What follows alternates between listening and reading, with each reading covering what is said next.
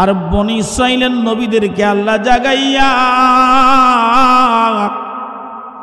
ডাক দিয়ে বলে, নবীরা আমার নবীর উপর ঈমান আনো।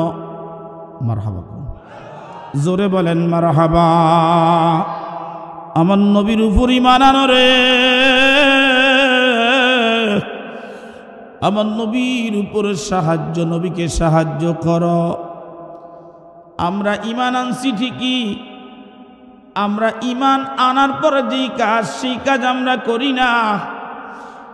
কারণ আজকে ফিলিস্তিনের মুসলমানেরা নিজের সন্তান দিয়া, নিজের বিবি দিয়া, মা দিয়া, বাবা দিয়া, বাবার রক্ত, মায়ের রক্ত, বোনের রক্ত, সন্তানের রক্ত, বন্ধুর রক্ত দিয়া কালেমা খরিদ করার কারণে তারা জীবন দিতে চায়, কিন্তু ঈমান দেয় না, ঈমান দেয় না। কথা বলুন ঠিক না বেঠে? মদিনারি পথ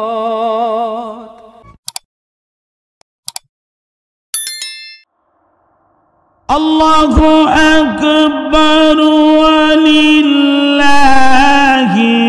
হামদু বিসমিল্লাহির রাহমানির রাহিম।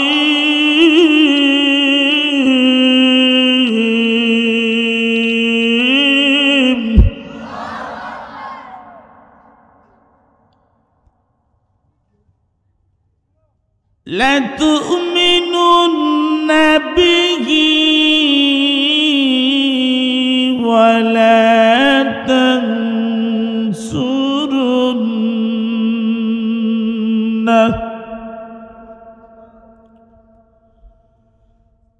ক্বালা আকরারতুম ওয়া আখাযতুম আলা যালিকুম ইসরি।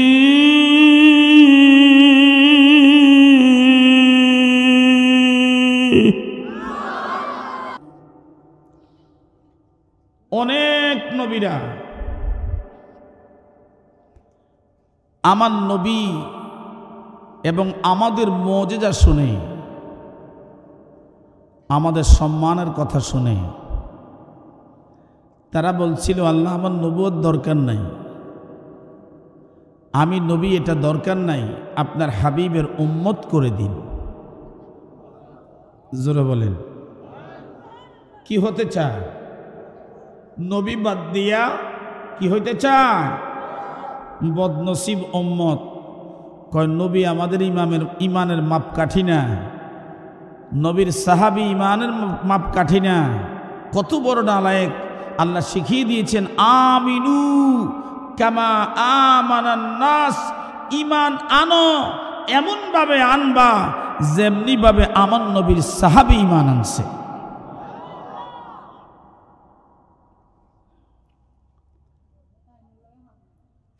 আল্লাহ শিখাইয়া দেয়, ঈমান আনো আমার নবীর সাহাবীদের মতো। আর মৌলবী বলতেছে সাহাবীরা ঈমানের মাপকাঠি না। তো সাহাবী ঈমানের মাপকাঠি না হইলে তাহলে আল্লাহ ভুল করছে। কথা কয় না, কথা কয় না? আল্লাহ ভুল করছে। তাহলে বুঝতে হবে যেই মৌলবী এই কথা বলছে, ওই মৌলবীর এখনো সার হইছে না।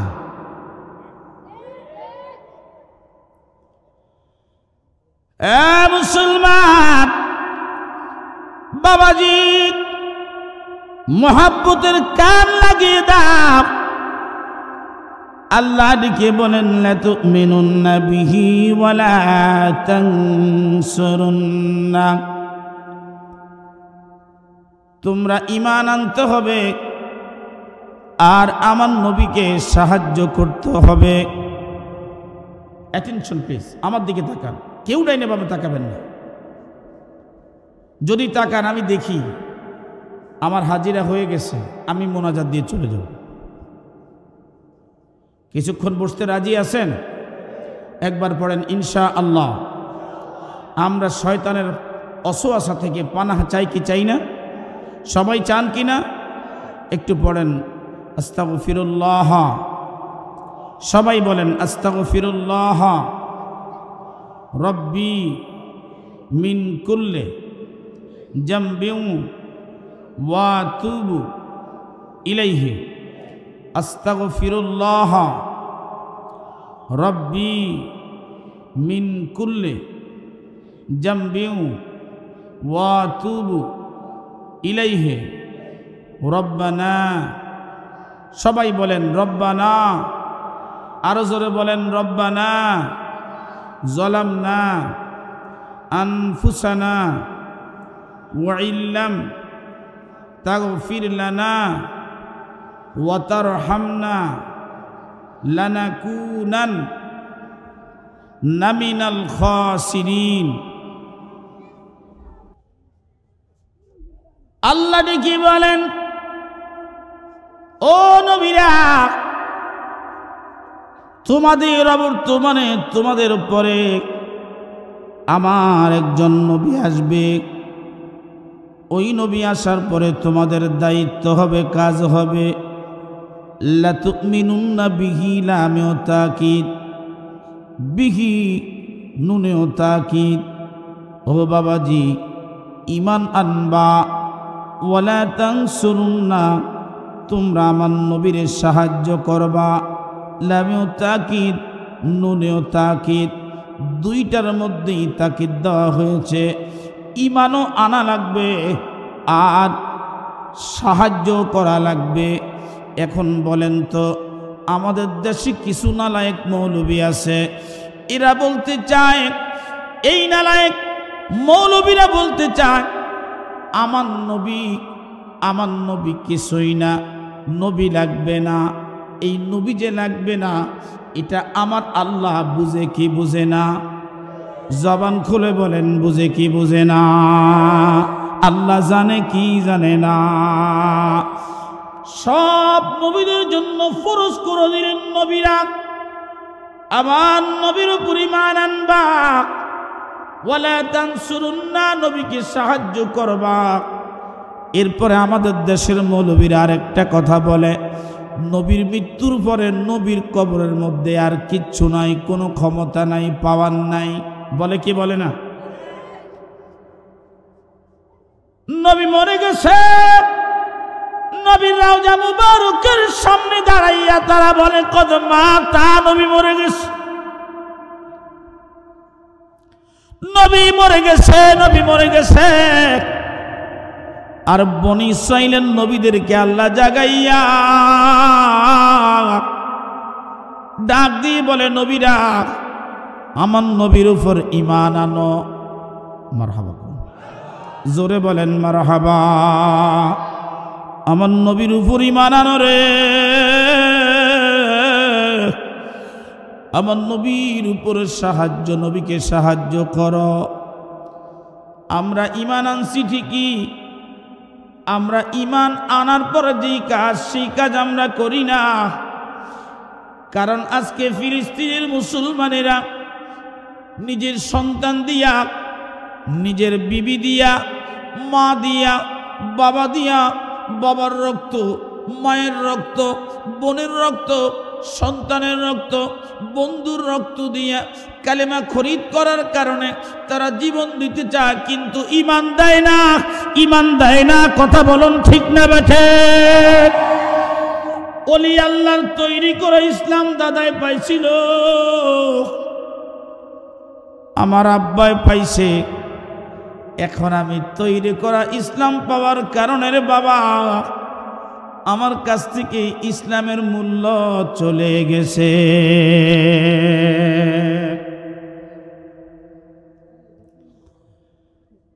আল্লাহর ওলিরা সেদিন আমাদের রাস্তা এত সুন্দর ছিল না, পাড়ায় পাড়ায় এত পাকা রাস্তা ছিল না। ঈমানের বহর দিয়া, ঈমানের জোর দিয়া, ঈমানের তাওয়াজ্জু দিয়া অমুসলিম মানুষকে মুসলমান বানাইয়া, আমাদের বাড়ির থেকে মূর্তিগুলি ফালাইয়া আমাদের বাড়িগুলি পরিষ্কার করে আল্লাহর ওলিরা আমাদের ঘরে ঘরে নামাজের মুসল্লা দিয়া প্রমাণ করে দিয়েছে আল্লাহর ওলিরা সাধারণ ক্ষমতা নিয়ে আসে নাই, আমার নবীর দেওয়া প্রদত্ত পাওয়ার নিয়ে তারা এসেছে। জবান খুলে কথা বলুন ঠিক না বেঠে? আরো জোরে বলুন ঠিক না বেঠে? ওই নামাজ আমরা পড়তে রাজি আছি না নাই? কারা কারা রাজি একটু হাত তুলে আল্লাহর দেখান। নারায়ে তাকবীর, নারায়ে তাকবীর, নারায়ে রিসালাত। আহলে সুন্নাত ওয়াল জামাত, বিশ্বওয়ালি ফরিদপুরি, জামানার মুজাদ্দিদ ফরিদপুরি, নারায়ে তাকবীর। আল্লাহ কবুল করেন বলেন আমিন। আরো জোরে বলেন আল্লাহুম্মা আমিন। আমার দিকে তাকান, কথা বলতে বাজান খুব কষ্ট হচ্ছে, এরপরও বলতেছি আপনাদেরকে ভালোবাসি। আল্লাহ বলেন ও নবীরা ঈমানও আনবা, সাহায্য করবা। মারহাবা করুন। এখানে বুঝার বিষয় হলো আমার নবী উনি হলেন খাতামুন নবী, সব নবীদের পরে এই নবী আসছে, ঠিক নেই? কথা বলুন, আমার কথা বুঝতেছেন? সব নবী আসার পরে আমার নবী আসছে। এখন সব নবীরা যখন কবরে, তখন আমার নবী দুনিয়ায়, ঠিক না বেটি? সব নবী কবরে, আমার নবী দুনিয়ায়।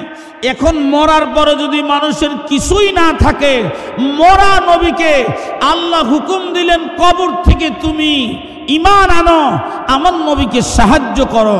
তাহলে বোঝা গেল আল্লাহর মাহবুব বান্দা যারা, এরা মরে গেলে যায় না, মরার পরেও কিছু ক্ষমতা থাকে। এই কথা বলেন ঠিক না বেঠে? জবান খুলে আওয়াজ করে বলুন ঠিক না বেঠে? আল্লাহর মাহবুব বান্দারা মরেও মরে না, গেলেও যায় না, আদার শুকাইলে আদার জাল।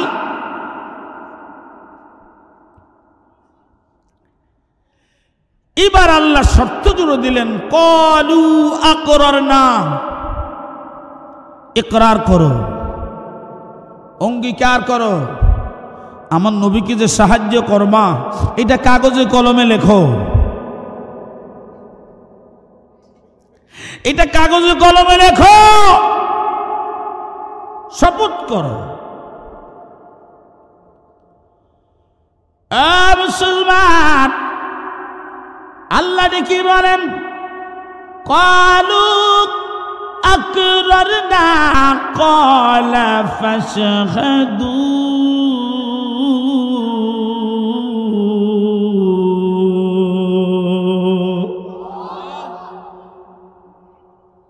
শুধু অঙ্গীকার করলে হবে না। আজকের এই মাহফিলে আমি ভুল বলি আর শুদ্ধ বলি, যাই বলি না কেন, এটা যেমন আমি সাক্ষী, সাথে এই ক্যামেরা আগামী দিন সাক্ষী দিবে, আপনারাও সাক্ষী আছেন, উলামায়ে কেরাম সাক্ষী আছে। বাবা বলেন তো, এখানে মিথ্যা কথা বলার কোনো সুযোগ আসেনি? কথা বলেন আসেনি? ও বাবাজিরা, আল্লাহ দেখি বলেন ক্বালা ফাশহাদু, তোমরা একে অপরের সাক্ষী হও। ওয়া আনা মাআকুম মিনাশ শাহিদিন, আল্লাহ দেখি বলেন তোমরা একে অপরের সাক্ষী হও, আমি আল্লাহ তোমাদের উভয়ের পক্ষেই সাক্ষী। খুশি না বেজার? জোরে বলেন মারহাবা। আমার মন কান্দে যাইতে মদিনায়, বল মন কান্দে, হয় নাই? বলেন মন কান্দে, জজবা নিয়ে বলেন না। মদিনায় যাওয়ার জন্য যার প্রাণ কান্দে, নবী হয়তো তাকে টেনে মদিনায় নিয়ে যায়, আর না হয় নিজেই নবী আশেক হয়ে মাসুক হয়ে আশেকের ডাকে সাড়া দিয়ে আশেকের ঘরে হাজির হয়ে ওই মদিনা যেতে চাই কি চাই না? সবাই বলেন মদিনা যেতে চাই কি চাই না? সোনার মদিনা বহু দূরে, কিন্তু মদিনাওয়ালা বলেন কিন্তু মদিনাওয়ালা, আহা সোনার মদিনা বহু দূরে, কিন্তু মদিনাওয়ালা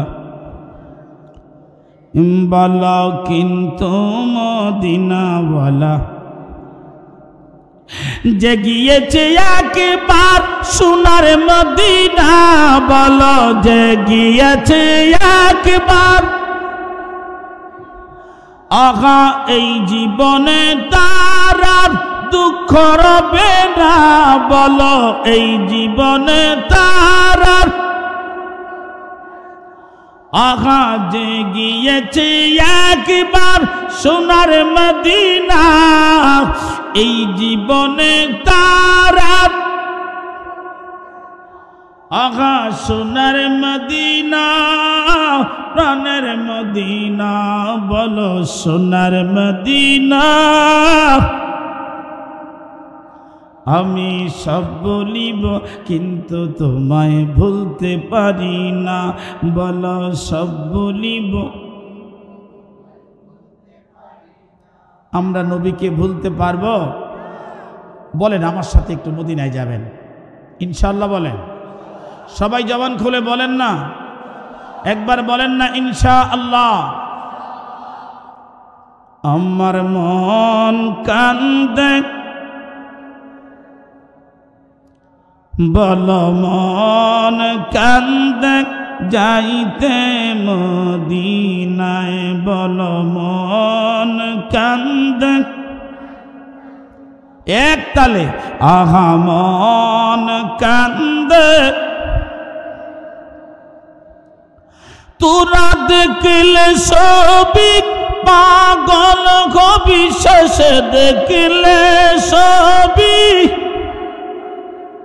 বিকাদিবি বসে নিরাত লাই, আমার মন কান্দে বলো মন কান্দে। অ্যাটেনশন প্লিজ, আমার দিকে তাকান। আল্লাহ নবীদেরকে আমাদের বাসায় নবীরা মরা, নবীরা যাকে আমরা দেখি না, যিনি কবর পাকে তিনি কি? সবাই কয় না। আল্লাহ কি বলেন? যেহেতু মরা মানুষের উপরে কোনো কাজ করতে পারে, করতে পারে, তো এই আয়াতে কারিমার এই অর্থ দ্বারা লা তুমিনুন্না বিহি দ্বারা বোঝা যায় মরা মানুষ যেহেতু ঈমান আনে, ওয়ালা তানসুরুন্না দিয়া বোঝা যায় যেহেতু সাহায্য করে, তাইলে বোঝা গেল সব মরা মরা, কিছু মরা আছে মইরাও জেতা। এ কথা বলেন ঠিক না বেঠে? মইরাও কি? মইরাও কাজ করে। সামনে রমজান আসতেছে, কিছু মানুষ আছে রমজান আইলে ডায়াবেটিস বাইরা যায়, আসেনিও। কিছু আছে গ্যাস্ট্রিক বাড়ে, আসেনি। আবার কিছু আছে কয় হুজুর রোজাটা যদি 3 ঘন্টা হইতো তাইলে ভালো হইতো। নিয়ত বালা না, সুরির নিয়ত। হুজুর 3 ঘন্টা 4 ঘন্টা 5 ঘন্টা এতক্ষণ লম্বা 15-16 ঘন্টা সিগারেট ছাড়া হুজুর থাকতাম পারি না, পান ছাড়া তো মোটেই না। আমি তাদেরকে বলি ভাই রে, যারা পান ছাড়তে নিয়ত করছো, সিগারেট ছাড়তে নিয়ত করছো, তোমাদের জন্য একটা শুভ সংবাদ, তোমরা রমজানের জন্য অপেক্ষা করো। রমজানে যদি 16 ঘন্টা তুমি একটানা তুমি সিগারেট না খায়া পান না খায়া থাকতে পারো বাবা, মনে রাখবা রে, এই নিয়ত যদি তোমার পূর্ণ হয়ে যায় তাহলে তুমি সিগারেট ছাড়া তুমি জিন্দেগি কাটাইবা। কথা বলেন ঠিক না বেঠে? আমার এক ভাই আছিল, উনার আম্মার ছোট ছেলে, ওনারা 2 ভাই। উনি রমজানে রোজা রাখতো না, কারণ ওনার গ্যাস্ট্রিক নাকি বাইরে যায়, কি বাড়ে। এটা উনার গ্যাস্ট্রিক বাড়ুক বা না বাড়ুক, উনার মার কথা হইলে আমার ফোলা মরে যাবে। আমার মনে আছে সেই 85 সাল থেকে একটানা 2023 সাল পর্যন্ত রোজা রাখছি। রোজা রাখার পরে আমার জীবনে কোনোদিন গ্যাস্ট্রিক আমাকে ডিস্টার্ব করেনি। মারহাবা, জোরে বলেন না। বরঞ্চ গ্যাস্ট্রিক রোজা রাখার কারণে, রোজা রাখার নিয়তে গ্যাস্ট্রিক অনেক দূরে চলে গেছে।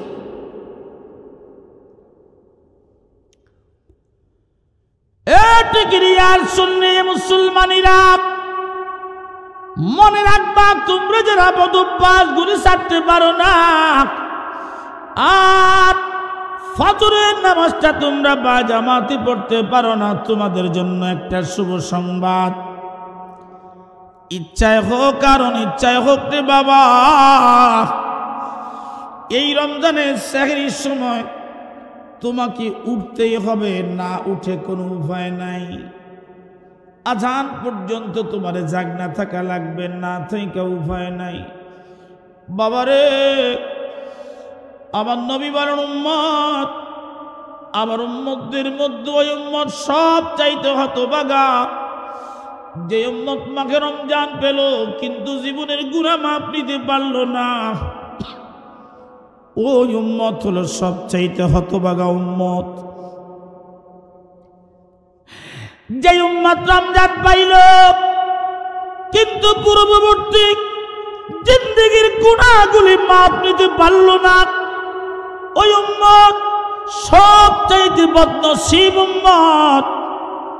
ও বাবাজি, এখনো তো কয়েকটা দিন আমাদের বাকি আছে। আসেন আজকের এই মাহফিলে বসে আল্লাহর দরবারে আমরা দরখাস্ত করি, হে মালিক, এই 2024 সালের মহা পবিত্র রমজান মাস আমাদের জন্য কবুল করে নাও। মাহে রমজানের প্রত্যেকটা রোজা আমাদের জন্য সহজ করে দাও। একবার জবান খুলে বলেন আল্লাহুম্মা আমিন।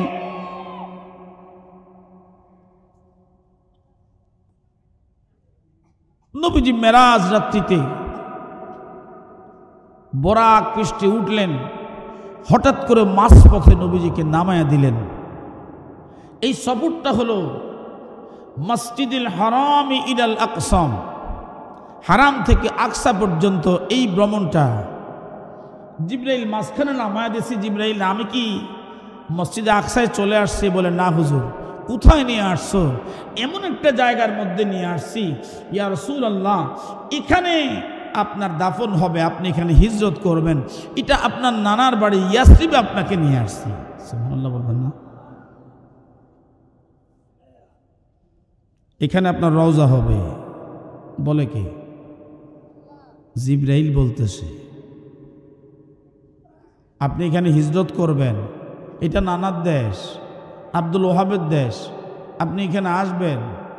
মারহাবা বলেন, জোরে বলেন মারহাবা।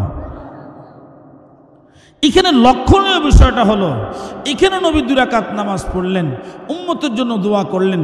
এখান থেকে যখন বোরাকে উঠলেন বাইতুল আকসার উদ্দেশ্যে,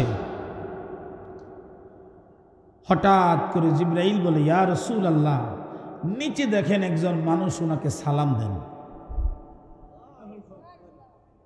কি করেন? সালাম দেন। শিখায় দেখে জিবরাইল শিখায়। নবীজি সালাম দেন, নবীজি নজর করে দেখতেছে উনি নামাজ পড়তেছে। সুবহানাল্লাহ বলবেন না? কি করে কি করে কি করে?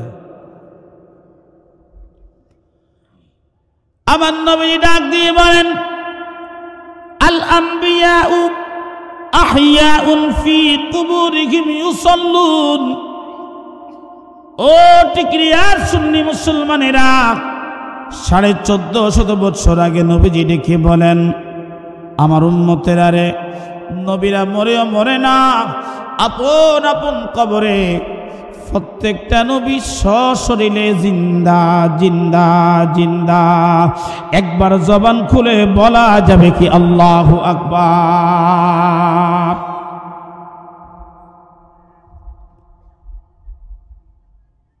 আজকে প্রায় 700 বছর ধরে বাবা শাহজালাল ইয়ামানি, শাহবারান ইয়ামানি, 360 জন আল্লাহর ওলি, এই আমার বাবাজি মৌলভীবাজারের মধ্যে একজন ঘুমিয়ে আছে, শাহ মুস্তাফাল গাজী রহমাতুল্লাহ আলাইহি।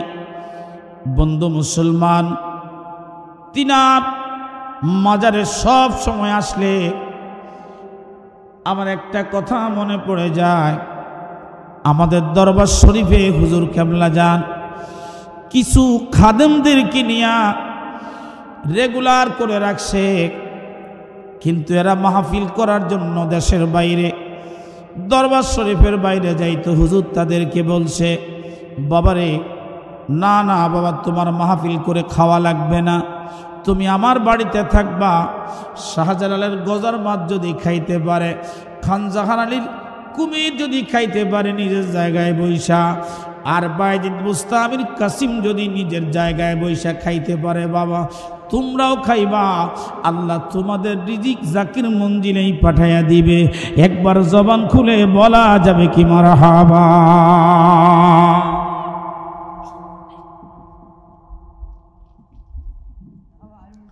এখানে যারা বসবেন তারা লড়বেন না, উঠবেন না। শত ব্যস্ততা, আমি তো সারা রাত্র ওয়াজ করবো না, সর্বোচ্চ 20 মিনিট কথা বলবো। আমার ভাইরা, আমার যে কথা বলতেছি আপনাদের কষ্ট হচ্ছে বুঝতে? বুঝতে কষ্ট হয়? কালকে 2টা মাহফিলে 6 ঘন্টা কথা বলে রাখছে। আমাদের মৌলভীবাজারের সবচেয়ে বড় মাহফিল হয় আটরশির মাহফিল, রবির বাজার। ওখানে এশার নামাজের পরে কথা বলছে। আবার এই সান্নিঘাটের এখানে আরেকটা সুন্নি মাহফিলে এসে এখানেও প্রায় 2.5 ঘন্টা 3 ঘন্টা কথা বলছে, যার কারণে গলাটা একটু বার হয়ে আসে। আপনাদের কথা বুঝতে কষ্ট হয় না তো? গাজী শাহ মুস্তফা কামালের এখানে আসলে ওনার এই গজার মাছ জীবনে কোনোদিন বলছে যে আমার খাবার লাগবে? কারো কাছে চাই কিছু? যেখানে মানুষ খাবার দেয় ওখানে সবাই দাঁড়ায় আসে।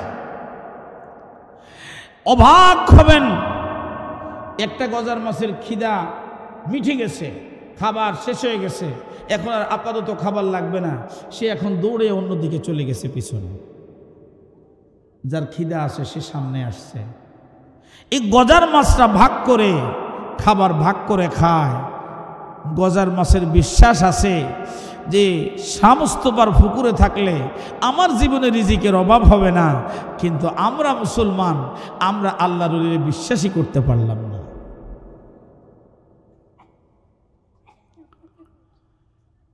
এ ভাইরা আমার, এই গজার মাছগুলি বিষ দিয়া মেরে ফেলা হয়েছিল, একটা গজার মাছও ছিল না। শাহজালালের গজার মাছ বিষ প্রয়োগ করে এদেশের জঙ্গি সংগঠন মেরে ফেলেছিল। বাবা শাহ মুস্তফা কামাল গাজী রহমাতুল্লাহ আলাইহির মাজারের খাদেম ছিলেন সোনাউর চাচা। আমাদের মৌলভীবাজারের জাকের ভাইরা চিনার কথা, আমাদের নুরুল ভাইয়ের আব্বা সোনাউর চাচা ছিলেন খাদেম। শাহ মুস্তফা কামাল রহমাতুল্লাহ আলাইহির খাদেম হওয়ার পরেও জাকির মঞ্জিলে গিয়ে তিনি হুজুর কেবলা জানের কাছে বায়াত হয়েছিলেন। যখন বিষ দিয়া মেরে ফেলছে, বিষ দিয়া মেরে ফেলার পরে সমস্ত বিষগুলি উঠাইয়া পানি সহ বিষ উঠাইয়া পুকুর শুকিয়ে ফেলছে। শাহ মুস্তাফার মাজারের মধ্যে যাইয়া সোনাউর চাচা চোখের পানি ছেড়ে দিয়া কান্দে আর বলে, আল্লাহ, তোমার বন্ধুর একটা নিদর্শন ছিল, দুশ্মনে বলিরা এই নিদর্শনগুলি নষ্ট করে ফেলছে। ও মালিক, তুমি তো মরারে বাঁচাইতে পারো, আবার বাসারে মরাইতে পারো, মরারে বাঁচাইতে পারো, বাসারে মারতে পারো। মালিক রে, তুমি চাইলে আবার শাহ মুস্তাফা কামাল গাজীর এই আমানত তুমি আমাদের মাঝে ফিরিয়ে দিতে পারো। ওই রাত্রিতেই এই মৌলভীবাজারে একটা বৃষ্টি হলো, কিছু পানি ওই পুকুরের মধ্যে বৃষ্টির পানি জমা হলো। মাত্র 2 দিন পরে ওনার নজরে পড়ল পানির মধ্যে কি জানি ছোট ছোট পোকার মতো হাঁটতেছে। উনি যাইয়া দেখতেছে এগুলি তো অন্য কিছু না, গজার মাছের বাচ্চাগুলি নতুন পানিতে সাঁতার কাটতেছে। কেউ বুঝিতে পারে না রে ওলি আল্লাহর খেলা, আরে কামেল পীরের খেলা, বলো কেউ বুঝিতে পারে না রে ওলি আল্লাহর আহা কামেল পীরের। এখান থেকে তিনি এই মাছগুলিকে 1-2 করে অল্প অল্প করে খাবার দিয়া একটু যখন বড় হলো, শাহজালালের মাজারের সবগুলি মাছ মরে গেছিল। সেখান থেকে তারা খবর পাইয়া টিম আসছে, ওই মাজার থেকে টিম পাইয়া খবর আসছে, টিম খবর পাইয়া তারা আসছে। আসার পরে এখান থেকে আবার মাছ নিয়ে ওই পুকুরের মধ্যেও ছাড়ছে। বলেন তো বন্ধু, আল্লাহর ওলিরা যেমন জিন্দা, তাদের কারামত জিন্দা নাকি মুর্দা?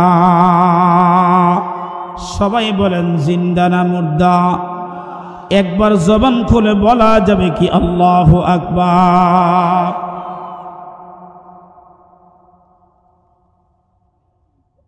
এই জন্য আমার আল্লাহ পাক ডেকে ডেকে বলেন, বান্দারে আলামান সাবধান, ইন্নামন নিশ্চয়ই। কিন্তু এখানে একটা চিন্তা, একটা বিষয় চিন্তা করা লাগবে। নামাজের আগে আলা নাই, রোজার আগে আলা নাই, হজের আগে আলা নাই, যাকাতের আগে আলা নাই। কিন্তু নবীর ব্যাপারে, ওলির ব্যাপারে আল্লাহ আলা বলে সাবধান করে দিয়েছেন। কারণ নবীর মামলায়, ওলির মামলায় জামিন হয় না রে। কিন্তু আল্লাহ বলেন, বান্দা যত গুনাহ করিস আমার সাথে কর। তুই নামাজ পড়বি না, আমি মাফ করে দিব। রোজা রাখবি না, মাফ করে দিব। হজ করবি না, যাকাত দিবি না, আমি আল্লাহ মাফ করে দিব। কিন্তু বান্দা, 2টা জিনিস আমি মাফ করব না। আমার অন্য কোনো বান্দার হক নষ্ট করবি না, আর আমার নবীর মামলার মধ্যে পড়বি না।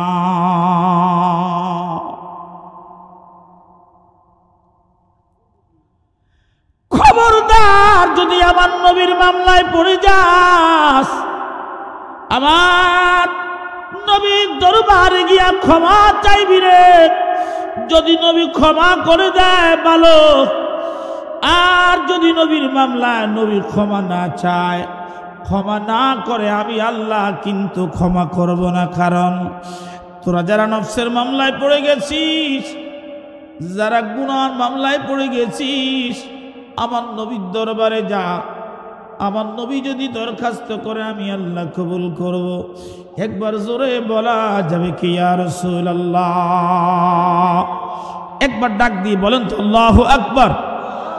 হয় নাই? আরো জোরে ডাক দিয়ে বলেন আল্লাহু আকবার। আল্লাহ أكبر ولله الحمد بسم الله الرحمن الرحيم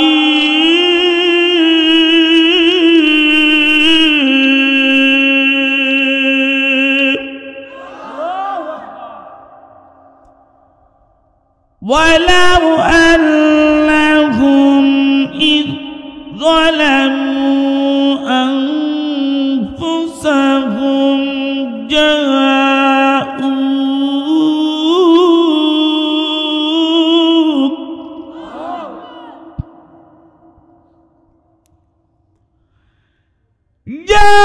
جاءوك فاستغفروا الله واستغفر لهم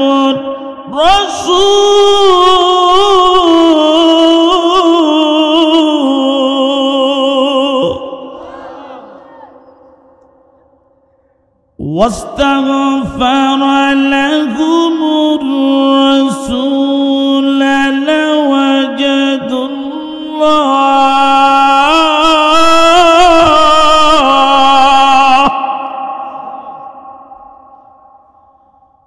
لوجدوا الله توابا رحيما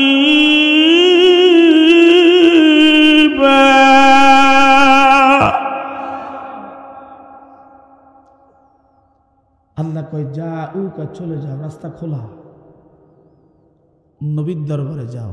মারহাবা, জোরে বলেন মারহাবা, একবার বলেন মারহাবা, ডাক দিয়ে বলেন ইয়া রাসূলুল্লাহ। ওয়াস্তাগফির লাকুমুর রাসূল, তোমার মামলাটা নবীর দরবারে পেশ করার পরে নবী যদি তোমার পক্ষ হয়ে আমার কাছে সুপারিশ করে তাহলে লাওয়াজাদুল্লাহ, আমি আল্লাহ দরখাস্ত মঞ্জুর করে নিব। পাহাড় পরিমাণ গুনাহ আমি আল্লাহ মাফ করে দেব।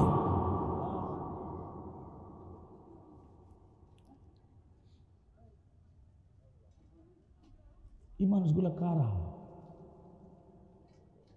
এর কি বুঝে না যে আমার একটু ডিস্টার্ব হচ্ছে? একটু দরুদ শরীফ আল্লাহুম্মা সাল্লি, খুলে দেন না জবান, ওয়ালা আলি সাইয়্যিদিনা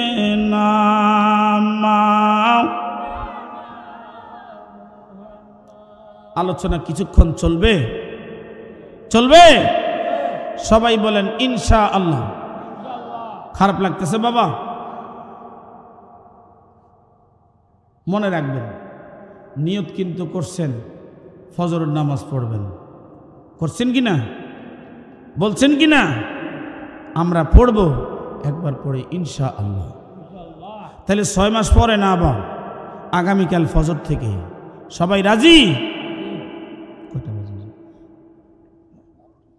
আবার আমি যদি 3টা পর্যন্ত রাহি তাহলে হুজুরে তো ভুল করছে, 12টা বাজে গেছে বইনি। এখন আমার 11টায় বুঝাইছেন, 12টা বাজে গেছে, আমি কিতা করতাম? আমাদের দরবার শরীফের নিয়ম হলো 12টার পরে মাহফিল রাখা ঠিক না। কারণ যেই মানুষগুলি আপনারা এখানে বসে আছেন, প্রত্যেকটা মাহফিল, প্রত্যেকটা মানুষ দিনের বেলা রুটি রুজি করে, আর রাত্রিবেলা তারা একটু আরাম করে নিজের শরীরটাকে কি বলে রিফ্রেশ করে, ঠিক না? এখন তো রিফ্রেশ বুঝাইতে সহজ, কারণ অ্যান্ড্রয়েড ফোন যারা ব্যবহার করে এরা তো নিজেরাও শান্তি পায় না, ফোনেরও শান্তি দেয় না, তো মাঝে মধ্যে এরা ঘুরে। তখন কি করে, এটাকে রিস্টার্ট দেয়। রিস্টার্ট দিলে আবার মোটামুটি কিছুটা চালু হয়, এই জমতে জমতে জমতে জমতে চলে।